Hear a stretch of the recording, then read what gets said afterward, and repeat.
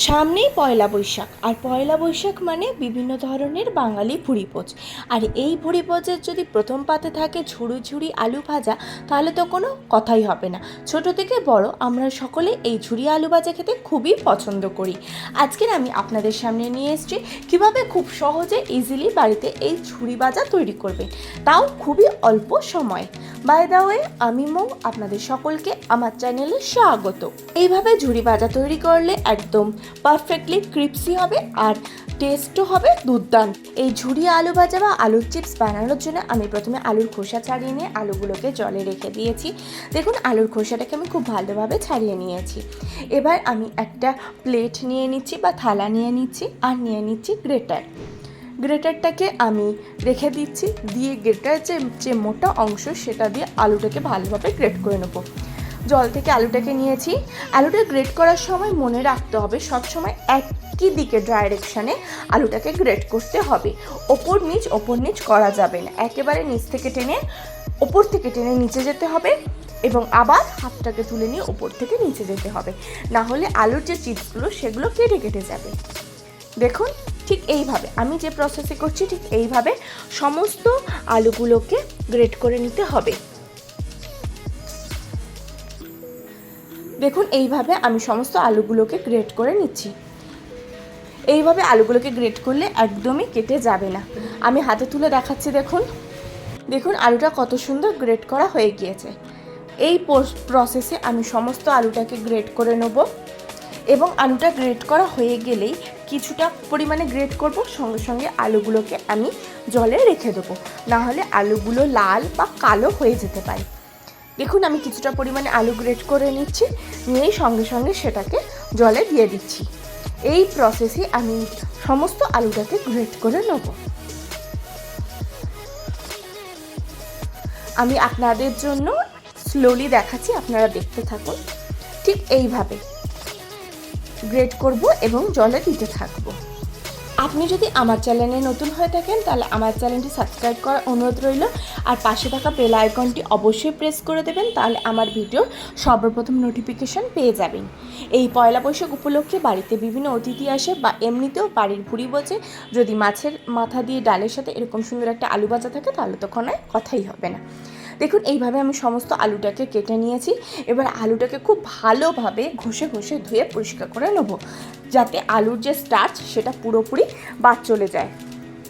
দেখুন, একবার ধুয়ে জলটাকে ফেলে দিয়েছি, আবারও জল দিচ্ছি, দিয়ে আবারও ভালোভাবে ধুয়ে জলটাকে ফেলে দেবো। এইভাবে আলুটাকে একদম সম্পূর্ণভাবে 3-4 বার আমি ধুয়ে নেবো, যতক্ষণ না আলুর সম্পূর্ণ স্টার্চটা চলে যাচ্ছে। খুব ভালোভাবে ঘষে আলুটাকে ক্লিন করতে হবে, একদমই আলুর স্টার্চ ব্যাপারটা রাখলে হবে না। এইভাবে আমি অলমোস্ট 3-4 বার ধুয়ে নিয়েছি। দেখুন, আলুর জলটা এবার একদম ক্লিয়ার এসে গিয়েছে। ঠিক এই রকম ক্লিয়ার জল না আসা পর্যন্ত আলুটাকে ধুতে হবে। আলুটাকে ধুয়ে নিয়েছি। এবার আলুটাকে যতটা সম্ভব হাত দিয়ে চেপে জল থেকে ছেঁকে একটা পাত্রে সাইডে রেখে দেবো। দেখুন, এইভাবে তুলব, নিয়ে যতটা আপনার পক্ষে সম্ভব হবে ততটা হাত দিয়ে জলটাকে চিপে সাইডের পাত্রে রেখে দেবেন।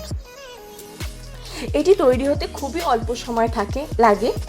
আপনারা যদি মনে করেন এই প্রসেসটাকে করে আপনারা দীর্ঘদিন সংরক্ষণ করতে পারেন, কিভাবে সংরক্ষণ করবেন সেই পদ্ধতিও আমি এই ভিডিওতে বলে দিয়েছি।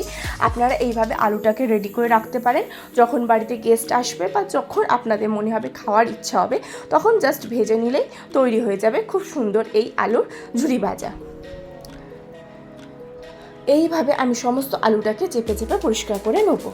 চেপে পরিষ্কার করে জল থেকে ছাড়িয়ে আমি সাইডে পাত্রে রেখে দিচ্ছি। এইভাবেই আমি সমস্ত আলুটাকে রেডি করে নিচ্ছি।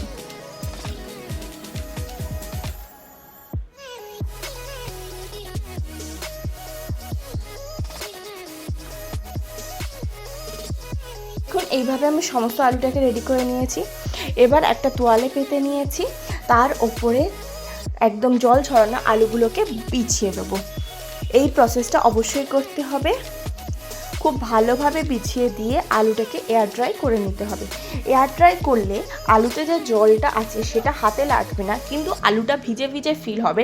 ঠিক ততটাই এয়ার ড্রাই করতে হবে, একদম তার বেশি না আবার তার কমও নয়, শুধু ততটাই এয়ার ড্রাই করব যতটা হাতে দিলে হাতে জল লাগবে না। এবার একটা কাপড় দিয়ে কটনের ওপর দিয়ে চাপা দিয়ে কিছুক্ষণ রেখে দেবো।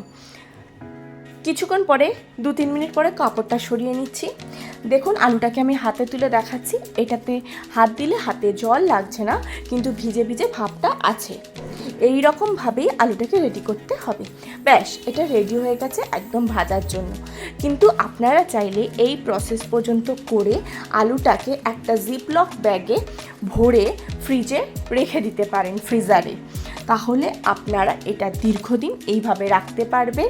যখন খাওয়ার প্রয়োজন অনুভব করবেন তখন আলুটাকে বের করে নিয়ে ভেজে নিতে পারেন। এইভাবে আপনারা 10 থেকে 15 দিন অনায়াসে আলুটাকে সংরক্ষণ করতে পারেন। দেখুন আমি জিপলকে দিয়ে দিচ্ছি। জিপলকে দিয়ে জিপলকটা বন্ধ করে আমি রেখে দেবো। এইভাবে এটাকে সংরক্ষণ করে আপনারা ফ্রিজারে রেখে দিতে পারেন।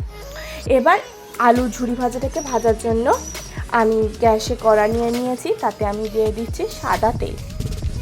তেল দিয়ে দিয়েছি, তেলটা গরম হয়ে যাওয়া পর্যন্ত অপেক্ষা করব। তেল গরম হয়ে গেলে কিছুটা পরিমাণে আলু ভাজা দিয়ে দেবো, দিয়ে নেড়ে চেড়ে খুব সুন্দর করে ভেজে নেব।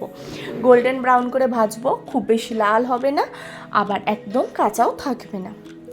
আলু ঝুরি ভাজা একদম ছাঁকা তেলে ভাজতে হবে, তাই আমি যতটা পরিমাণে তেল দিয়েছি ঠিক সেই অনুপাতে এটাকে ভাজছি।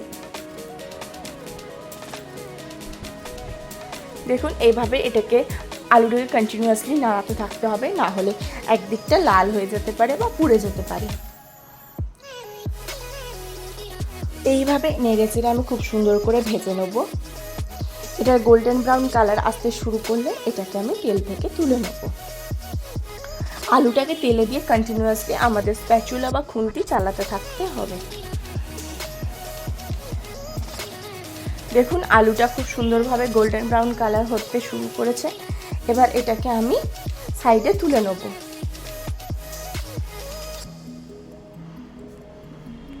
দেখুন আলুটাকে তুলে নিচ্ছি। তুলে নিয়ে আমি তেল ঝারিয়ে নেব খুব ভালোভাবে। তেল ঝারিয়ে নিয়ে একটা পাত্রে তুলে রেখে দেবো।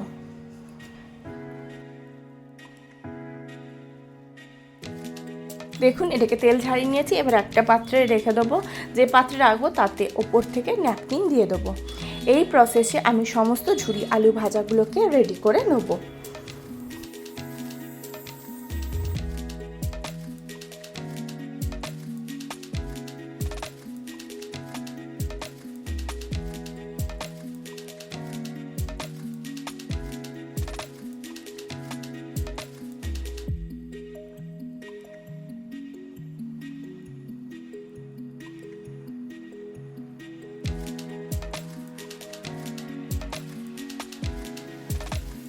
দেখুন এইভাবে আমি সমস্ত ঝুরি আলু ভাজাগুলোকে রেডি করে নিচ্ছি।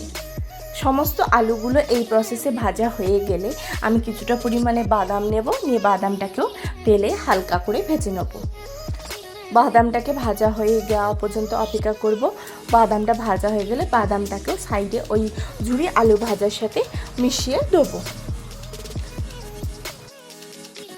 বাদামটা খুব সুন্দরভাবে ভাজা হয়ে গেছে, এটাকেও ওই ঝুরি আলু ভাজার সাথে আমি মিশিয়ে দেব। এবার কিছুটা পরিমাণে কারি পাতা নেব, কারি পাতাটাকেও তেলে হালকা করে ভেজে নেব। হালকা করে ভাজা হয়ে গেলে এটাকেও আমি ওই আলু ভাজার সাথে মিশিয়ে দেবো। দেখুন কত সহজে ইজিলি তৈরি হয়ে গেল বাঙালির অতি প্রিয় ঝুরি আলু ভাজা। সামনেই নববর্ষ, আপনারা অবশ্যই নববর্ষে এই রেসিপিটি ট্রাই করতে পারেন। এটি যেমন অল্প সময় তৈরি হয়েছে তেমন খেতে হয় দুর্দান্ত। আশা করি আজকের ভিডিওটি আপনাদের ভালো লেগেছে।